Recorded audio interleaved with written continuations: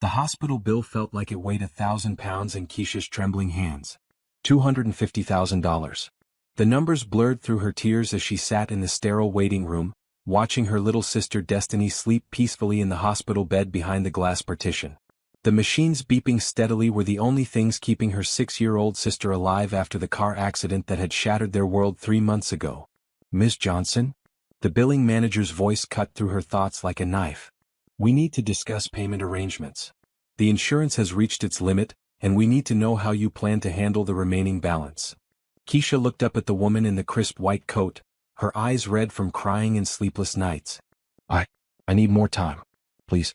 She's all I have left." The woman's expression softened slightly, but business was business.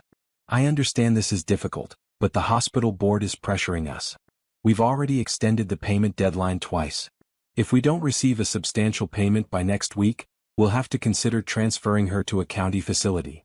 The words hit Keisha like a physical blow. She knew what county facilities were like. Destiny wouldn't get the specialized care she needed there. Her little sister, who used to dance around their small apartment in Detroit, singing gospel songs their grandmother had taught them, might never walk again if she didn't get the right treatment. "There has to be something," Keisha whispered, her voice breaking. "I work 3 jobs. I've sold everything I own. I've applied for every assistance program. Please don't give up on her." The billing manager shifted uncomfortably. "I'm sorry, Ms. Johnson. My hands are tied." As the woman walked away, Keisha felt the weight of the world crushing down on her shoulders. She was only 25, barely making ends meet as a night shift nurse at a different hospital, a weekend cleaning service worker, and a part-time tutor. After their parents died in the same accident that hurt Destiny, she had become everything to her little sister: mother, father, protector, provider. Her phone buzzed with another text from her landlord about late rent. The eviction notice was already taped to her door at home. She had exactly $37 in her checking account and a maxed-out credit card. The weight of responsibility was suffocating her. That's when she remembered the business card that had been slipped into her purse 3 weeks ago at the coffee shop where she sometimes grabbed a quick breakfast between shifts. She had almost thrown it away, but something made her keep it. The man who had given it to her was well-dressed, kind-looking, and he had overheard her phone conversation with the hospital about Destiny's bills. She pulled out the card now, her hands shaking. It was simple, expensive-looking paper with just a name and phone number. Alexander Bennett Private Consultation. At the bottom, in small print, it said, "Unique solutions for unique situations." The memory of their brief conversation came flooding back. He had approached her table quietly, not wanting to intrude, but he had heard her desperation. "I help people in difficult situations," he had said simply. "Sometimes life puts us in positions where we need to consider options we never thought we would. If you ever need help, call me." At the time, she had been suspicious. Nothing in life came free, especially not help from strange men with expensive suits. But now, sitting in this hospital room with her sister's life hanging in the balance and no other options, she found herself dialing the number. "Alexander Bennett?" A deep, calm voice answered on the second ring. Hi. This is Keisha Johnson. We met at the coffee shop on Jefferson Street about 3 weeks ago? You gave me your card and said to call if I needed help." There was a pause and she could hear him thinking. "Yes, I remember you. You were having difficulties with medical bills for your sister. How can I help you?" The kindness in his voice almost made her cry again. I don't know what you do exactly, but I'm out of options. My sister needs surgery and I can't pay for it. They're going to transfer her to a county hospital, and she might not make it there." "I see. Can you meet me tomorrow evening? There's a cafe on Cass Avenue called The Grind. Do you know it?" "Yes, I know it." 6 o'clock? "And Keisha?" "Yes." "Bring documentation of your debts. All of them. I might be able to help you in a way that could benefit both of us." After he hung up, Keisha sat staring at the phone for a long time. She had no idea what she was getting herself into, but she was drowning and he was offering her a lifeline. Sometimes when you're falling, you grab onto anything that might save you, even if you don't know where it will take you. She looked through the glass at Destiny, who was stirring slightly in her sleep. Her little sister had been through so much, yet she still smiled when Keisha visited, still asked about when she could go home and play with her dolls again. That innocent trust gave Keisha strength. "I'll do whatever it takes," she whispered to the glass. "I promise I'll find a way to save you." The next evening couldn't come fast enough. As she gathered up all her bills, loan documents, and medical expenses, Keisha felt like she was preparing for either salvation or damnation. She had no idea which one she was walking into, but she knew she had to try. The thought of what this mysterious man might want from her made her stomach turn, but the thought of losing Destiny made her heart stop completely. She would face whatever came next with courage, the same courage her grandmother had taught her when she was young. The Lord helps those who help themselves, Grandma used to say. And sometimes He sends angels in disguise when we need them most. Maybe Alexander Bennett was an angel. Maybe he was something else entirely. But tomorrow night she would find out. The Grind Cafe was busy for a Tuesday evening, filled with college students and young professionals unwinding after work. Keisha sat at a corner table, her manila folder of bills and documents clutched in her hands like a shield. She had arrived 20 minutes early, too nervous to wait at home any longer. She recognized Alexander Bennett the moment he walked through the door. He was tall, well-built, with kind brown eyes and an easy smile that made people around him relax. His dark skin was smooth, and he carried himself with the confidence of someone who had never known real struggle. He was wearing a simple black sweater and jeans, but even his casual clothes looked expensive. "Keisha," he said warmly, sliding into the chair across from her. "Thank you for coming. How is your sister doing?" "About the same," she said quietly. "The doctors say she needs the surgery within the next 2 weeks, or—" She couldn't finish the sentence. Alexander nodded, his expression serious. "I'm sorry you're going through this. I know how hard it must be." A waitress came over and Alexander ordered coffee for both of them. When she left, he looked directly at Keisha with those kind eyes. "I want to be completely honest with you about who I am and what I do," he said. "My name is Alexander Bennett. I'm the CEO of Bennett Industries. We develop medical devices and technology. I'm also what you might call a very wealthy man who has been blessed with more money than I could spend in 10 lifetimes. Keisha felt her heart rate increase. She had heard of Bennett Industries. Everyone in Detroit had. They were one of the biggest employers in the city. "I've been looking for someone to help me with a personal situation," he continued. "And I believe we might be able to help each other." "What kind of situation?" Keisha asked, though she wasn't sure she wanted to know the answer. Alexander took a deep breath. "I'm 35 years old. I built my company from nothing, working 18-hour days for the past 15 years. I've been successful beyond my wildest dreams, but I've also been alone. I never took time to build a family, to find love, to have the things that really matter." He paused, seeming to gather his thoughts. "Last month, I found out that I have a medical condition that will likely make it impossible for me to have children in the next few years. It's not life-threatening, but it's limiting. At the same time, my board of directors has been pressuring me to settle down, to present a more stable image for the company." Keisha listened, confused about where this was going. "I need someone to carry a child for me," Alexander said quietly. "Someone who would be willing to be a surrogate mother. In exchange, I would pay all of your sister's medical bills, plus give you enough money to secure your future and hers." The words hit Keisha like a physical blow. She stared at him, trying to process what he was asking. "I know how it sounds," he continued quickly. "But this wouldn't be what you might think. It would be done through a fertility clinic with proper medical supervision. You would be well cared for throughout the pregnancy. And after the baby is born, you would be free to live your life however you choose." "You want me to have your baby?" Keisha said slowly. "Yes. But I want you to understand that this would be a business arrangement. You would be helping me have the family I've always wanted, and I would be helping you save your sister's life. It's not about anything else." Keisha's mind was racing. This was not what she had expected. She had imagined he might offer her a job or a loan, or even something less honorable. But this was something else entirely. "How much money are we talking about?" she asked. "All of your sister's medical bills paid in full. Plus $500,000 for you, paid in installments throughout the pregnancy. And I would provide housing, food, medical care, and anything else you need during that time. $500,000. Plus all of Destiny's bills."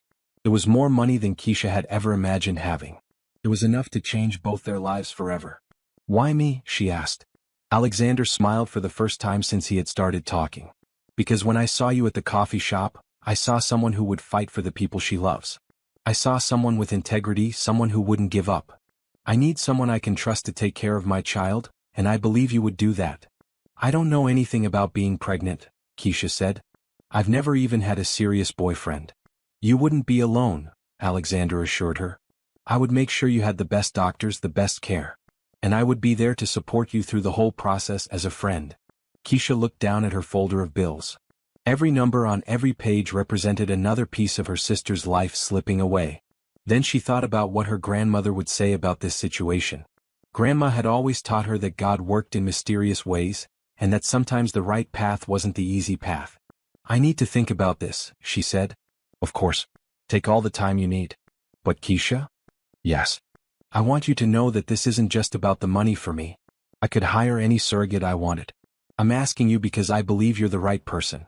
I think you would give this child the love and care they deserve, even before they're born." Those words hit Keisha harder than all the money talk. She thought about Destiny, about how she had loved and protected her little sister from the moment she was born. She thought about the baby who would grow inside her, who would need that same love and protection. "Can I ask you something?" she said. "Anything." "What happens after the baby is born? Do I ever see them again?" Alexander's expression grew thoughtful. "I would like the child to know who you are. I think they should know about the incredible woman who brought them into the world. But the details of that relationship would be something we could work out together." That night, Keisha sat by Destiny's bedside, holding her little sister's hand and thinking about the impossible choice she was facing. Destiny stirred and opened her eyes. "Keisha? Are you okay? You look sad." "I'm just thinking about some things, baby girl." "About money stuff?" Kids always knew more than adults thought they did. "Yeah, about money stuff." Destiny squeezed her hand with surprising strength. "Remember what Grandma used to say? About how angels come when we need them most." Keisha felt tears welling up in her eyes. "I remember. Maybe someone's gonna help us. Maybe God's got a plan." Looking at her sister's trusting eyes, Keisha made her decision. Tomorrow she would call Alexander Bennett and tell him yes. She would have his baby and she would save her sister's life. It might not be the path she had planned, but it was the path that was in front of her. And sometimes that was enough. 3 weeks later, Keisha sat in the most luxurious doctor's office she had ever seen. The walls were lined with mahogany bookshelves, and soft classical music played in the background. Dr. Sarah Williams, the fertility specialist Alexander had chosen, was explaining the procedure with the kind of patience usually reserved for scared children. "The process is very straightforward," Dr. Williams said kindly. "We'll use in vitro fertilization. It's the safest method for everyone involved. You'll receive hormonal treatments to prepare your body, and then we'll do the implantation. Throughout the pregnancy, you'll receive the best prenatal care available." Keisha nodded, trying to absorb all the medical information. Alexander sat beside her, taking notes and asking questions she hadn't even thought of. He had been nothing but professional and considerate since she had agreed to the arrangement. "What about my sister?" Keisha asked. "Can I still visit her during the treatments?" "Of course," Dr. Williams smiled. "Though you'll need to be careful about exposure to infections. We'll coordinate with her medical team to make sure everything is safe." After the appointment, Alexander drove Keisha to the hospital to visit Destiny. It was the first time he had met her sister, and Keisha was nervous about how Destiny would react to him. "Keisha." Destiny's face lit up when she saw her sister. "The doctor said I might be able to start physical therapy soon. They said someone paid for my surgery." Keisha looked at Alexander, who was smiling warmly. "That's wonderful news, sweetheart." "Who's that?" Destiny asked, noticing Alexander for the first time. "This is my friend Alexander," Keisha said. "He's been helping us." Alexander approached the bed slowly, not wanting to overwhelm the little girl. "Hi, Destiny. I've heard a lot about you. Are you rich?" Destiny asked bluntly, making Keisha's eyes widen in embarrassment. Alexander laughed a real, genuine laugh. "I suppose I am. Is that okay?" "I guess so. Rich people are usually mean in movies, but you seem nice." "I try to be nice," Alexander said. "Especially to brave girls like you." "I'm not brave," Destiny said. "I cry when they give me shots." "Being brave doesn't mean you don't cry," Alexander said, sitting down in the chair beside her bed. "It means you keep going even when you're scared. And you've been in this hospital for months, getting better every day. That's the bravest thing I've ever seen." Destiny beamed at the compliment. "Do you want to see my art? I've been drawing pictures of me and Keisha when I get out of here." For the next hour, Alexander listened to Destiny's stories, looked at her drawings and answered her endless questions about everything from his job to his favorite food. Keisha watched in amazement as this powerful businessman sat patiently with her little sister, genuinely interested in every word she said. "You're good with kids," Keisha said as they left the hospital. "I always wondered if I would be," Alexander admitted. "I never had much experience with children," You'll be a good father, Keisha said quietly. Something in her tone made Alexander glance at her. Are you having second thoughts about this? Keisha shook her head. No. I guess I'm starting to understand why you want a child so badly. Over the following weeks, as Keisha went through the fertility treatments, she and Alexander spent more time together. He insisted on driving her to every appointment, and somehow their professional relationship began to feel more like a friendship. Tell me about your family, Keisha said one afternoon as they sat in the hospital cafeteria after visiting Destiny. There's not much to tell, Alexander said. My parents died when I was young. I was raised by my grandmother who passed away 5 years ago. I have a few distant relatives but no one close. So you're alone like me and Destiny? I suppose I am. Maybe that's why I want a child so badly. I want to have a family again. Keisha studied his face. He was successful, wealthy, and could have anything he wanted. But she was beginning to understand that he was just as lonely as she was. What was your grandmother like? She asked. Alexander's face softened. She was the strongest woman I ever knew. She worked 3 jobs to put me through college, never complained, never gave up. She taught me that success isn't about money, it's about using what you have to help others. She sounds like my grandmother. She used to say that God gives us challenges to make us stronger. Maybe that's why we found each other, Alexander said. Maybe we're supposed to help each other through this. The fertility treatments were successful on the first try. When Dr. Williams called to tell them that Keisha was pregnant, Alexander was sitting in his office, and Keisha was at home, preparing for her shift at the hospital. Congratulations, Dr. Williams said to both of them on the conference call. Everything looks perfect. The baby is healthy, and Keisha's body is responding well to the pregnancy. After they hung up, Alexander called Keisha immediately. How are you feeling? He asked. Scared, Keisha admitted. Happy but scared. Me too, Alexander said. But we're going to do this together, okay? You're not alone in this. That night, Keisha sat with Destiny, who was finally out of intensive care and in a regular hospital room. I have something to tell you, Keisha said. What is it? I'm going to have a baby. Destiny's eyes widened. A baby? Like a real baby? Yes, a real baby. But it's complicated. The baby isn't going to live with us after it's born. I'm having the baby for Alexander, because he can't have one on his own. Destiny frowned, trying to understand. So you're going to be a mommy but not forever? Something like that. That's sad, Destiny said simply. Why is it sad? Because babies should stay with their mommies. And you're going to love this baby, aren't you? Keisha felt tears prick her eyes. Her 6-year-old sister had just put her finger on the thing that scared her most. Yes, I probably will. Then maybe the baby should stay with us, Destiny said matter-of-factly. It's not that simple, baby girl. Adults always say that, Destiny said with a sigh. But sometimes simple is better. That night, Keisha lay in bed thinking about what Destiny had said. She was going to love this baby, she already did. And in 8 months she was going to have to give that baby to Alexander and walk away. For the first time since she had agreed to this arrangement, Keisha wondered if she was making the biggest mistake of her life. By the 5th month of pregnancy, Keisha's entire world had changed. Alexander had moved her into a beautiful apartment near the hospital where Destiny was recovering, and had arranged for her to take a leave of absence from all her jobs. For the first time in years, she could focus entirely on her health and her sister's recovery. But the biggest change was in her relationship with Alexander himself. What had started as a business arrangement had evolved into something much deeper and more complicated. The baby's kicking, Keisha said one afternoon as they sat in Destiny's hospital room. Alexander was reading a story to Destiny, who was now able to sit up in bed and was making remarkable progress with her physical therapy. Can I feel? Alexander asked, his eyes lighting up with excitement. Keisha nodded and guided his hand to her rounded belly. When the baby kicked again, Alexander's face filled with wonder. That's my child, he whispered, his voice filled with awe. That's your child, Keisha confirmed, but her voice caught slightly. Destiny watched the interaction with the wisdom of a child who had grown up too fast. The baby likes you, she told Alexander. Babies only kick for people they like.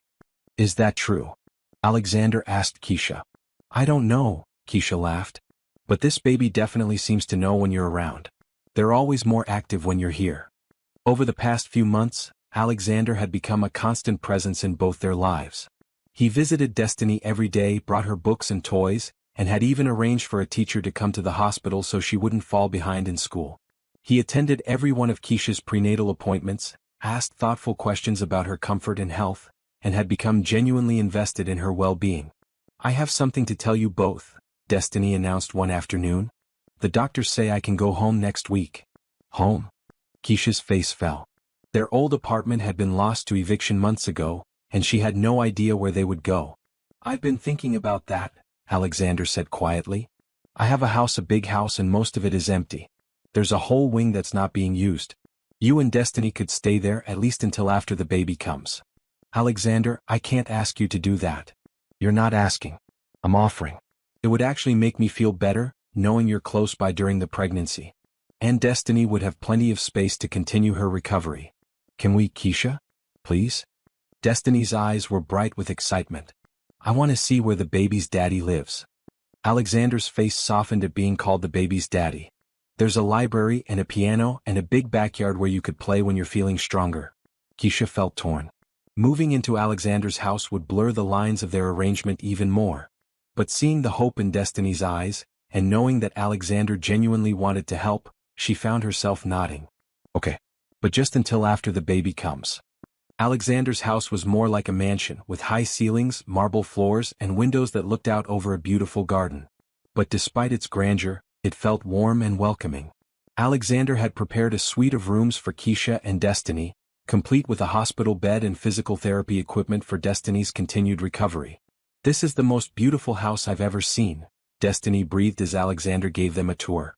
"It's been pretty lonely," Alexander admitted. "It'll be nice to have people in it who actually make it feel like a home." That evening, as Keisha helped Destiny settle into her new room, her sister asked the question that had been on both their minds. "Do you love him?" Keisha paused in folding Destiny's clothes. "What kind of question is that?" "A real question. Do you love Alexander?" "It's complicated, Des. This isn't about love. It's about helping each other." "But you do love him," Destiny said with certainty. "I can see it in your eyes when you look at him. And he loves you too. You're just a kid.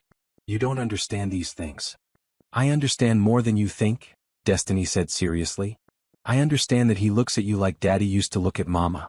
And I understand that you're both pretending it's not happening."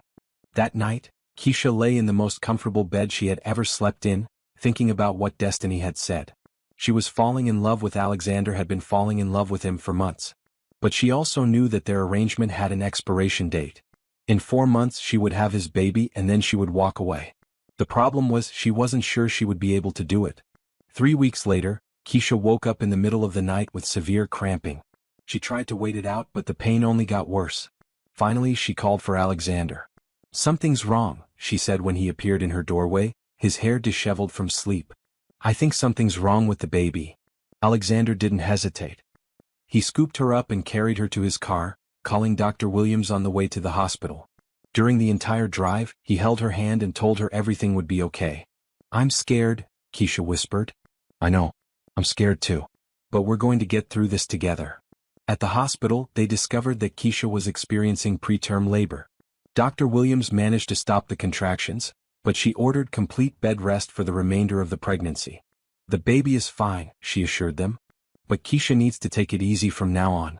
No stress, no physical activity, just rest." For the next week, Alexander barely left Keisha's side. He worked from home, brought her meals, read to her, and made sure she followed the doctor's orders. Destiny, who was now walking with a cane and making incredible progress, appointed herself Keisha's assistant. "You scared us," Alexander said one evening as they sat together on the couch watching a movie. "I scared myself," Keisha admitted. "For a moment I thought I might lose the baby, and I realized how much I—" She stopped herself. "How much you what?" "How much I care about this baby. I know I'm not supposed to get attached, but I can't help it." Alexander was quiet for a long moment. "I care about you too, Keisha. Both of you. You and the baby." "Alexander. I know what our arrangement was. But somewhere along the way this became about more than just business. You're not just carrying my child. You're becoming family." Keisha felt tears sliding down her cheeks. "What are we doing?" "I don't know," Alexander said honestly. "But I know I don't want to lose you. Either of you." That night, as Keisha lay in bed feeling the baby move inside her, she realized that her heart was about to break. She was in love with Alexander and she was carrying his child, but in just a few months she would have to give them both up. Unless she found the courage to fight for what she wanted. 2 weeks before the baby was due, Keisha sat in the nursery that Alexander had prepared in his house. The room was painted a soft yellow with hand-carved furniture and shelves lined with books and toys. It was the most beautiful nursery she had ever seen, and it broke her heart. "Everything's ready," Alexander said from the doorway. "The hospital bag is packed, the car seat is installed, and Dr. Williams is on standby."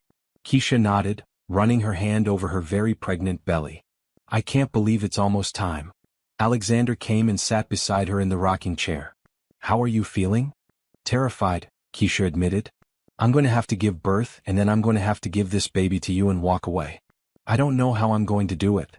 "Keisha, I love this baby, Alexander. I know I wasn't supposed to, but I do. I love them so much already, and I don't know how to let go." Alexander took her hand. "You don't have to let go." "What do you mean?" "I mean, what if we changed our arrangement? What if we became a real family?" Keisha's heart stopped. "What are you saying?" "I'm saying that I've fallen in love with you. I've fallen in love with your strength, your kindness, your devotion to destiny. I've fallen in love with the way you talk to the baby, and the way you make this house feel like a home. I don't want this to end. But our contract. Forget the contract. I want to marry you, Keisha. I want us to raise this baby together. I want Destiny to be my daughter too. I want us to be a real family." Keisha felt tears streaming down her face. "You don't know what you're saying. You don't know anything about me, about where I come from. I know that you work 3 jobs to take care of your sister. I know that you would do anything for the people you love. I know that you're the strongest person I've ever met and the kindest. I know that you make me want to be a better man. Alexander, I'm not from your world. I don't have money or education or—" "You have something more valuable than all of that," Alexander said firmly. "You have love. You have integrity. You have a heart that's big enough to love a child you thought you'd have to give up, and a man who doesn't deserve you." Before Keisha could respond, Destiny's voice came from the doorway. "Finally," she said, rolling her eyes. "I was wondering when you two were going to stop being silly and admit you love each other." "Destiny?" Keisha exclaimed. "How long have you been standing there?" "Long enough," Destiny said, walking over to them with only a slight limp. "And I think you should marry him, Keisha. He makes you happy and he makes me happy too. Plus, the baby should have a mommy and a daddy who love each other." "You want Alexander to be your brother-in-law?" Keisha asked. "I want him to be my brother-in-law and my daddy and the baby's daddy," Destiny said simply. "I want us to be a real family." Alexander looked at Keisha with such love and hope in his eyes that she felt her resolve crumbling. "What do you say, Keisha? Will you marry me?" "You don't understand," Keisha said, tears flowing freely now. "I come with baggage. I come with a sister who needs special care and medical bills, and I don't know how to be a wife to someone like you." "You don't know how to be a wife to someone like me?" Alexander laughed. "I don't know how to be a husband to someone like you. But I want to learn. I want to learn how to deserve you. And I want to learn how to be a big sister to the baby," Destiny added. "And I want to learn how to live in this big house without getting lost." Keisha looked at the 2 people she loved most in the world, both looking at her with such hope and trust. She thought about her grandmother, who had always said that God works in mysterious ways. She thought about how this journey had started with desperation and fear, but had led to love and hope. "Okay," she whispered. "Okay." Alexander asked. "Okay, I'll marry you. But I have conditions." "Anything." "I want Destiny to legally be our daughter. I want her to have your name and your protection and your love." "Done," Alexander said immediately. "And I want to go back to nursing school. I want to finish my degree and work in pediatric care. I'll pay for the best nursing program in the country. And I want to stay involved in helping other families who are going through what we went through. I want to start a foundation or something." "We'll start it together," Alexander said. "Anything else?" "I want a small wedding. Just family and close friends. I want it to be real, not fancy." "Whatever you want." Destiny clapped her hands together. "This is the best day ever." That night, Keisha went into labor. Alexander held her hand through every contraction, whispering words of encouragement and love. When their daughter was born at 3:47 a.m., screaming and perfect, both parents were crying. "She's beautiful," Alexander whispered, cradling his daughter for the first time. "She looks just like you," Keisha said, exhausted but radiant. "She has your eyes," Alexander said. "And your stubborn chin." They named her Hope, because that's what she represented: hope for the future, hope for their family, hope for love that conquers all obstacles. 6 months later, Keisha walked down the aisle in her grandmother's wedding dress, carrying baby Hope, with Destiny as her maid of honor. The wedding was held in the backyard of Alexander's house, their house now under a canopy of flowers and string lights. "I, Alexander, take you, Keisha, to be my wife," Alexander said, his voice strong and sure. "I promise to love you, to protect you, to support your dreams, and to be the best father I can be to Hope and Destiny." "I, Keisha, take you, Alexander, to be my husband," Keisha replied, her voice filled with joy. "I promise to love you, to stand by you, to help you be the man you want to be, and to build a family with you that's based on love, not obligation." When the minister pronounced them husband and wife, the whole wedding party erupted in cheers. Destiny shouted, "Finally," so loudly that everyone burst into laughter. 2 years later, Keisha graduated from nursing school with honors, with Alexander, Destiny, and Hope cheering from the audience. She started working at the children's hospital where Destiny had been treated, specializing in working with families in crisis. The foundation they started together, called Hope's Light, had helped dozens of families navigate medical crises and financial hardships. Alexander had learned that his wealth was most meaningful when it was used to help others, and Keisha had discovered that her experiences had given her a unique ability to connect with people in their darkest moments. "Do you ever think about how we met?" Keisha asked one evening as they sat on their porch, watching Destiny push Hope on the swing set Alexander had built. "Every day," Alexander said, putting his arm around his wife. "I think about how desperate we both were and how we found each other. My grandmother always said that God works in mysterious ways." "She was right," Alexander said, kissing the top of Keisha's head. "Sometimes the best things come from the worst circumstances." "Sometimes when you're drowning you find out you can swim," Keisha said. "And sometimes," Alexander added, "you find out you don't have to swim alone." As they watched their daughters play in the golden evening light, Keisha felt a peace she had never known before. She had started this journey thinking she was saving one life, but she had ended up saving 3 hopes, Alexander's and her own. Love, she realized, wasn't about perfection or ease. It was about choosing to build something beautiful together, even when you start with nothing but hope and determination. And sometimes that's enough to change everything.